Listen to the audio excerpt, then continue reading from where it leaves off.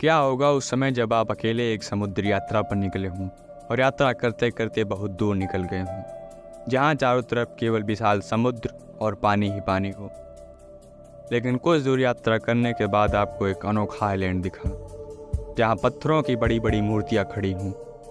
उस आइलैंड पर जाने और वहाँ थोड़ी दूर घूमने के बाद आपको पता चला कि ऐसी एक दो नहीं, हज़ारों मूर्तियाँ हैं जो इस आइलैंड पर हैं। ऑब्वियस सी बात है, उस समय आप ये ज़रूर जानना चाहेंगी कि इन मूर्तियों को आखिर किसने बनाया, आखिर वे बनाने वाले लोग कहाँ हैं और मैं इस समय किस द्वीप पर हूँ। तो आइए धरती के कुछ ऐसे ही विचित्र और अनसुलझी जगहों के बारे में जानने की इस कड़ी में आज हम एक नई जगह के बारे में जानते हैं, जिस जगह का नाम है ईस्टर आइलैंड। प्रशांत महासागर में चिली से लगभग 3000 किलोमीटर दूर बीच समंदर में यह अकेला आइलैंड ईस्टर आइलैंड के नाम से प्रसिद्ध है। यह द्वीप अपनी जियोग्राफिकल लोकेशन के लिए नहीं, बल्कि यहाँ मौजूद लगभग 1000 पत्थरों की इन बड़ी बड़ी मूर्तियों के लिए प्रसिद्ध है। यह द्वीप चिली देश की टेरिटरी में आता है। शुरुआत में सन 1722 में एक Dutch traveller Jacob Roggeveen Davis land की खोज करते समय 5 अप्रैल को इस द्वीप पर पहुंच गया। जिस दिन वह इस द्वीप पर पहुंचे वह दिन ईस्टर संडे का था, इसलिए इस द्वीप का नाम ईस्टर द्वीप रख दिया गया। उस समय वहां रह रहे कुछ लोग इस द्वीप को रापा नुई नाम से पुकार रहे थे। उन लोगों से जब इन बड़ी बड़ी पत्थर की मूर्तियों के बारे में पूछा गया तो उन्होंने बताया कि हमें इनके बारे में कुछ पता नहीं। तब से इन पत्थरों को किसने बनाया और वो बनाने वाले लोग कौन थे और आखिर वे कहाँ गए, यह जानना और भी कठिन होने लगा। दुनिया की नज़रों में आने के बाद यह आइलैंड और यहाँ के पत्थर की मूर्तियाँ पर्यटकों के लिए अट्रैक्शन का केंद्र बन गए, लेकिन यह जगह अब भी वैज्ञानिकों के लिए एक अनसुलझी जगह थी। साथ ही हम आपको यह भी बताते चलें कि इन पत्थरों की मूर्तियों को मोई कहा जाता है। रिसर्च के दौरान पाया गया कि इनमें से कई मूर्तियाँ सीधी खड़ी हैं तो कई गिरी हुई हैं और कई तो वे पत्थरों को काट कर तराशी जा रही थी।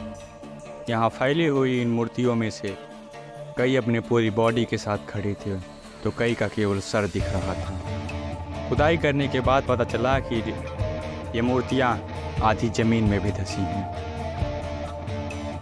इन मूर्तियों को जब खोद कर निकाला गया तो इनमें से एक मूर्ति की लंबाई लगभग 33 फीट और इसका वज़न जब मापा गया तो लगभग 90,000 किलो था। अब हैरान कर देने वाला सवाल यह था कि आखिर इतने ज़्यादा वज़न वाली मूर्तियाँ अलग अलग जगहों पर कैसे ले जाई गई होंगी, जो आज के समय में मशीनों की मदद के बिना सुरक्षित तरीके से एक जगह से दूसरी जगह ले जाना बहुत कठिन काम है।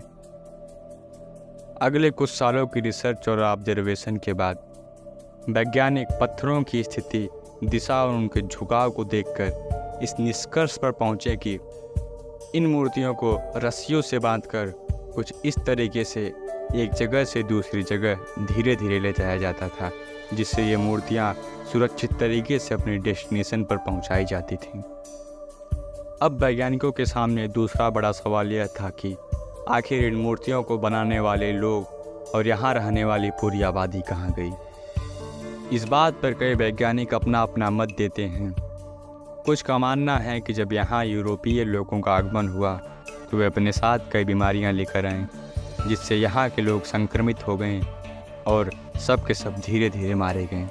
लेकिन यह तर्क बहुत ज़्यादा तर्कसंगत प्रतीत नहीं होता है। इस बारे में दूसरी एक्सप्लेनेशन सामने आई जो सबसे ज़्यादा एक्सेप्टेबल है, वह है डिफॉरेस्टेशन। उसमें बताया गया कि यहाँ की आबादी जब धीरे धीरे बढ़ने लगी तो लोग अपने जीवन यापन के लिए पेड़ पौधों को काट कर भूमि बनाने लगे, जिससे वे ज़्यादा से ज़्यादा खेती कर सकें और अपना जीवन यापन चला सकें।